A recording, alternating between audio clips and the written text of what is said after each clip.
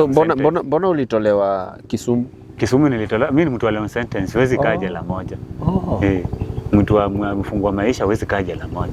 Lazima upigishwe mara moja. Unajua ukikaa mahali kama 6 months, wanajuanga mmezoeana sasa, mnaweza hata panga kitu mbaya. Sasa mnaanza kusafirishwa. Sasa wenye wako jela ile wanaletwa huku, nyinyi mnaenda huko.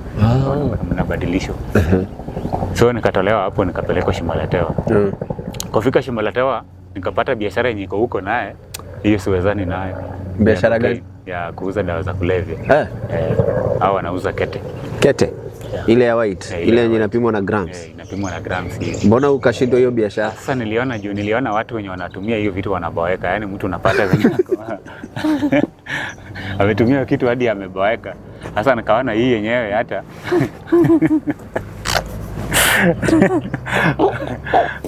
ukaona unataka kuboekesha watu. Nikaona hapa bangi inachangamsha watu. Ile niliomba Mungu akanisaidia, lakini hii naye hii ni kuua.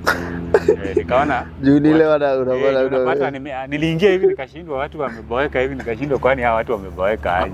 Nikapata watu wenye wanatumia bangi ni wachache kabisa na hawapendi bangi.